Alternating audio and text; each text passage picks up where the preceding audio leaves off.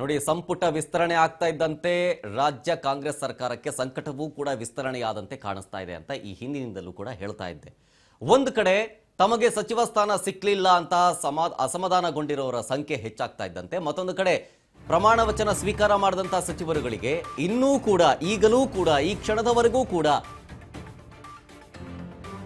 ಖಾತೆ ಹಂಚಿಕೆ ಆಗಿಲ್ಲ. ಬಹುತೇಕ ಇವತ್ತು ಸಂಜೆ ಒಳಗೆ ಖಾತೆ ಹಂಚಿಕೆ ಆಗೋ ಸಾಧ್ಯತೆ ಅಂತ ಹೇಳಲಾಗ್ತಾ ಇದೆ. ಡಿಕೆ ಸರ್ಕಾರದಲ್ಲಿ ಸಚಿವರಿಗೆ ಇನ್ನೂ ಖಾತೆ ಹಂಚಿಕೆ ಆಗಿಲ್ಲ. ಮೂವರು ಹಿರಿಯ ಸಚಿವರ ಖಾತೆಯಲ್ಲೂ ಬದಲಾವಣೆ ಆಗುತ್ತೆ ಅಂತ ಕೆಎಚ್ ಮುನಿಯಪ್ಪನವರು ಸೇರಿದಂತೆ ಹಲವರ ಖಾತೆಗಳು ಬದಲಾವಣೆ ಆಗುತ್ತೆ ಅನ್ನೋ ಸುದ್ದಿ ಇದೆ. ಕೆಲವೇ ಹೊತ್ತಲ್ಲಿ ಪಟ್ಟಿಯನ್ನ ಬಿಡುಗಡೆ ಮಾಡ್ತಾರೆ ಸಿಎಂ ಡಿಕೆ ಶಿವಕುಮಾರ್ ಅವರೇ. ಲೋಕಭವನಕ್ಕೂ ಈಗಲೂ ಸಚಿವರ ಖಾತೆ ಪಟ್ಟಿಯ ರವಾನೆ ಆಗಿಲ್ಲ. ಸೊ ಹಾಗಾದ್ರೆ ಈ ಖಾತೆ ಹಂಚಿಕೆ ಬಗ್ಗೆ ಗೊಂದಲಗಳು, ಜೊತೆಗೆ ಅಳೆದು ತೂಗಿ ಲೆಕ್ಕಾಚಾರ ಹಾಕುವಂತಹ ಕೆಲಸಗಳು ಇನ್ನೂ ಬಾಕಿ ಉಳ್ಕೊಂಡಿದೆಯಾ?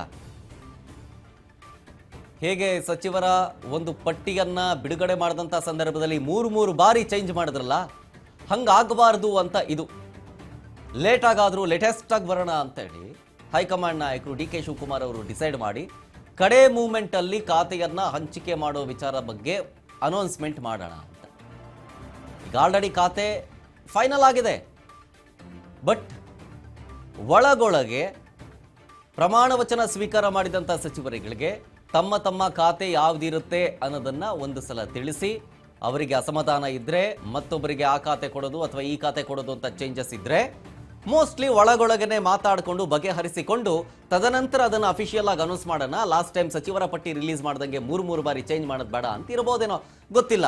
ಮತ್ತಷ್ಟು ಮಾಹಿತಿ ಕೇಳ್ತೀನಿ ನಮ್ಮ ಅಸೋಸಿಯೇಟ್ ಎಡಿಟರ್ ಗೋವಿಂದ್ ಹತ್ರ. ಗೋವಿಂದ್, ಈ ಹಿಂದೆ ಸಚಿವರ ಪಟ್ಟಿ ಫೈನಲ್ ಮಾಡುವ ವಿಚಾರಕ್ಕೆ ಬಂದ್ರೆ ಮೂರು ಬಾರಿ ಪಟ್ಟಿಯನ್ನ ರಿಲೀಸ್ ಮಾಡಿದ್ರು. ಹಂಗೆ ಈ ಖಾತೆ ಹಂಚಿಕೆಯಲ್ಲೂ ಗೊಂದಲಗಳಾಗಬಾರದು ಅಂತ ಹೇಳಿ ಅಳೆದು ತೂಗಿ ಲೆಕ್ಕಾಚಾರ ಹಾಕೋದ್ರ ಜೊತೆಗೆ ಈ ಸಚಿವರ ಪ್ರಮಾಣ ವಚನ ಸ್ವೀಕಾರ ಮಾಡಿದಂಥವ್ರು ಎಲ್ರಿಗೂ ಕೂಡ ಖಾತೆ ನಿಮ್ಗೆ ಇದು ಓಕೆನಾ ಏನು ಎತ್ತ ಅಂತ ಹೇಳಿ ಏನಾದ್ರು ಫೈನಲ್ ಮಾಡ್ತಿದ್ರ ಹಿಂಗೆ ಅಂತ ಒಳಗೊಳಗೆ? ಶರತ್, ಆ ರೀತಿಯ ಒಂದು ವಿಚಾರಕ್ಕೆ ಈಗ ಎಲ್ಲೋ ಒಂದ್ ಕಡೆ ಮುಖ್ಯಮಂತ್ರಿಗಳು ಹೋಗಿದ್ದಾರೆ ಅಂತ ಕಾಣಿಸ್ತದೆ. ಯಾಕಂದ್ರೆ ಬೆಳಿಗ್ಗೆ ಆದಂತ ಒಂದು ಪಟ್ಟಿ ಏನಿದೆ ಅದು ಸಹಜವಾಗಿ ಮುಖ್ಯಮಂತ್ರಿಗಳ ಕಚೇರಿಯಿಂದ ಇಂತಿಂತವರಿಗೆ ಅಂದ್ರೆ 13 ಜನಕ್ಕೆ ಈಗಾಗಲೇ ಖಾತೆ ಹಂಚಿಕೆ ವಿಚಾರ ಸಂಬಂಧಪಟ್ಟಂತೆ ಫೈನಲ್ ಆಗಿದೆ, ಇದನ್ನ ರಾಜಭವನಕ್ಕೆ ಈಗಾಗಲೇ ಕಳಿಸ್ಕೊಟ್ಟಿದೀವಿ ಅಂತೇಳಿ ಕೆಲವೊಂದು ವಿಚಾರಗಳು ಚರ್ಚೆ ಆಗಿತ್ತು. ಆ ಒಂದು ವಿಚಾರ ಕಳಿಸ್ಕೊಟ್ಟಿರುವಂತ ಉದ್ದೇಶ ಇಷ್ಟೇ, ಯಾರಾದ್ರೂ ಈ ಒಂದು ಇಲಾಖೆ ಕೊಟ್ಟಂತ ಸಂದರ್ಭದಲ್ಲಿ ಅಪೋಸ್ ಮಾಡ್ತಾರೆ, ಯಾರಾದ್ರೂ ನೇರವಾಗಿ ವಿರೋಧ ಮಾಡ್ತಾರ ಅಥವಾ ನನಗೆ ಈ ಖಾತೆ ಬೇಡ ಈ ಖಾತೆ ಬೇಕು ಅಂತೇಳಿ ಏನಾದ್ರು ವಿರೋಧ ಮಾಡ್ತಾರೆ ಅಂತೇಳಿ ಈ ಒಂದು ಹೆಸರುಗಳನ್ನ ಬಿಟ್ಟಿದ್ರು. ಈ ಒಂದು ವಿಚಾರ ಸಂಬಂಧಪಟ್ಟಂತೆ ಇನ್ನೂ ಬಹುತೇಕವಾಗಿ ಇನ್ನೂ ಅಂತಿಮವಾಗಿಲ್ಲ.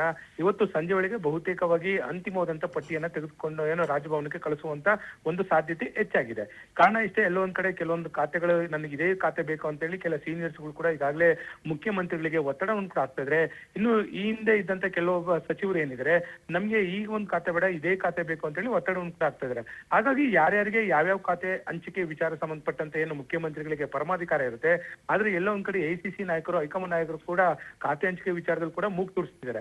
ಹಾಗಾಗಿ ಎಲ್ಲೋ ಒಂದ್ ಕಡೆ ಅಳೆದು ತೂಗಿ ಈ ಒಂದು ಖಾತೆ ಹಂಚಿಕೆ ವಿಚಾರ ಮಾಡೋದಕ್ಕೆ ಹಂಚಿಕೆ ಮಾಡೋದಕ್ಕೆ ಒಂದು ನಿರ್ಧಾರ ಮಾಡದಂತೆ ಕಾಣಿಸ್ತಿದೆ. ಹಾಗಾಗಿ ಕೆಲ ನಾಯಕರಿಗೆ ಈ ಒಂದು ಖಾತೆ ಇದೆ ಆ ಒಂದು ಖಾತೆ ಇದೆ ಅಂತೇಳಿ ಮಾಧ್ಯಮಗಳಿಗೆ ಹೆಸರುಗಳನ್ನ ಒಂದು ಸೋರಿಕೆಯನ್ನ ಮಾಡ್ತಾ ಇದ್ರೆ, ಹಾಗಾಗಿ ಆ ಒಂದು ಅಭಿಪ್ರಾಯ ಪಡೆದ ಬಳಿಕವೇ ಅಂತಿಮವಾಗಿ ಒಂದು ಫೈನಲ್ ಪಟ್ಟಿಯನ್ನ ರಾಜಭವನಕ್ಕೆ ಕಳಿಸ್ಕೊಡೋದಕ್ಕೆ ಈಗ ಮುಖ್ಯಮಂತ್ರಿಗಳು ನಿರ್ಧಾರ ಮಾಡಿದರೆ ಇವತ್ತು ಸಂಜೆ 4 ಗಂಟೆ ಅಥವಾ 5 ಗಂಟೆ ವೇಳೆಗೆ ಬಹುತೇಕವಾಗಿ ಲೋಕಭವನಕ್ಕೆ ಒಂದು ಸಚಿವರ ಖಾತೆ ಹಂಚಿಕೆ ವಿಚಾರ ಸಂಬಂಧಪಟ್ಟಂತ ಅಂತಿಮ ಪಟ್ಟಿ ರವಾನೆ ಆಗುತ್ತೆ. ಅಲ್ಲಿಂದ ಅಧಿಕೃತವಾಗಿ ಒಂದು ಪತ್ರ ಬರುವಂತ ಸಾಧ್ಯತೆ ಹೆಚ್ಚಾಗಿದೆ.